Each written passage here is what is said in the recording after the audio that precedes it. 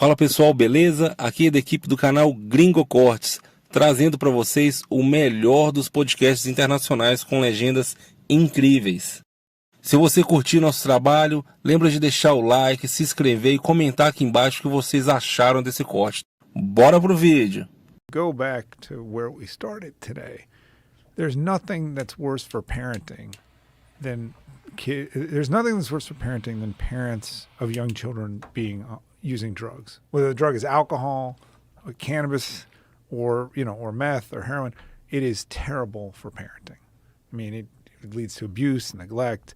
It leads to poverty. It leads to terrible outcomes. And I don't know how you stop that, but one of the things when you consider whether you're going to set up a world where drug use is sort of allowed / encouraged / commercialized is the effect on young kids. It's a really good question. And I, as a person who believes that freedom is one of the most important things, I also come from a perspective where, I'm in a different place in life than I was when I was 20.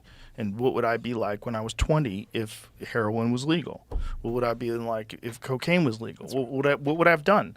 And that there's a reality that if you open the gates now and you say, now all of these drugs are legal, we're going to regulate them, and the way to stop fentanyl coming in these tainted cocaine is to sell pure cocaine, and it'd actually be better for everybody.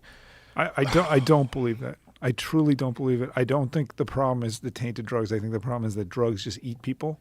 I think there's both of those things. But what I was about to say is, if you did do that, you would undeniably have a certain amount of people that are going to get addicted that never would. Yep.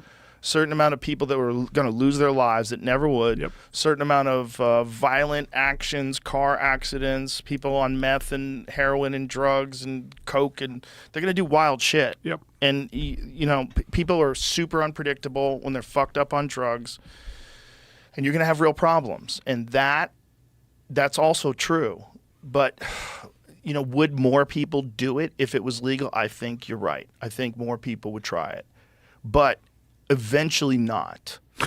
So we just have to sacrifice a whole generation to people learn? You ever go to Europe and see kids are allowed to drink wine in Italy. Sure. And so there are instances of alcoholism, and it's not a big deal to them. For us, it's a big deal. Like, I remember the first time I got drunk with my friends, we were listening to Led Zeppelin. My friend Jimmy, and it was like fuck, we were like 15 years old, 14, 15 years old, and I got sick in a cab, like the whole thing. But it was getting alcohol was crazy. Yeah. If you live in Europe, it's normal.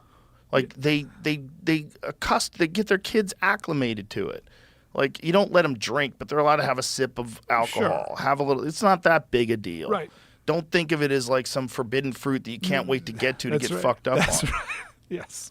But even with, adults, we know that even with adults that have, reasonable ways of approaching every other aspect of their life, some of them can't have a drink. That's right. They can't do it. They get fucking gerbil eyes and they're gone.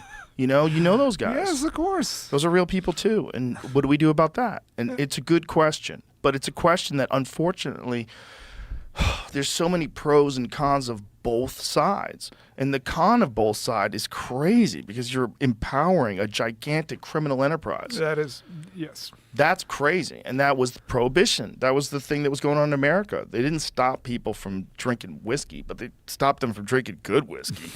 They were making moonshine and...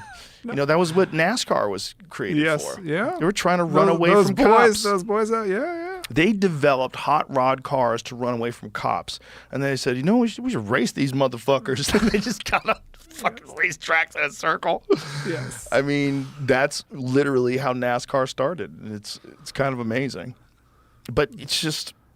There's no one perfect answer. There's no one thing we say, you know what? If we do this, we'll have 0 deaths and everyone's going to be peaceful and the world's going to be a utopia. There's no answer like that. No, but here, and I'm not suggesting this, okay? But if you have a regime that is really strict on drug use, you don't have much drug use.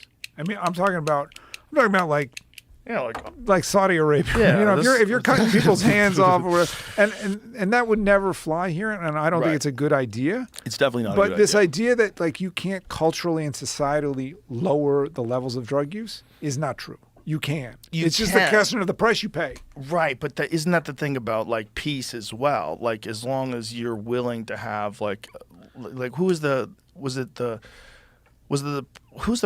president of the Philippines that was killing drug dealers? Yes. I mean, Yes. I bet that had an impact. Yes.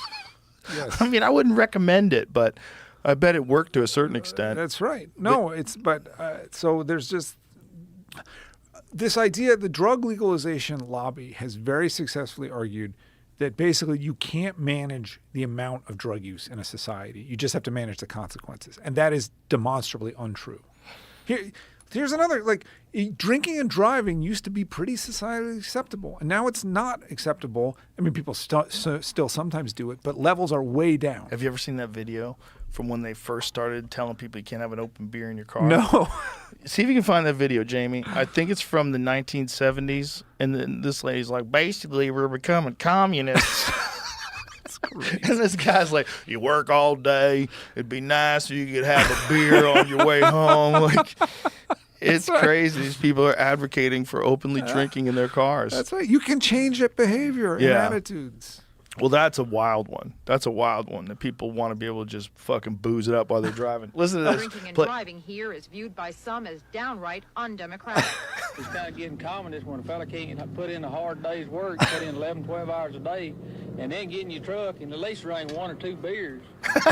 Laws where you can't drink when you want to. Baby! Yeah. You have to wear a seatbelt when you're driving. And pretty soon we're going to be a communist country. That is fantastic. That's when Trump got his first light bulb. Hey, I think I can be president. That guy, I didn't even like his accent. I underdid it. Yes. He was over the top. Yeah. But the baby next to the The lady. baby right there. That's how they used to carry babies around. Yeah. Just put them in there.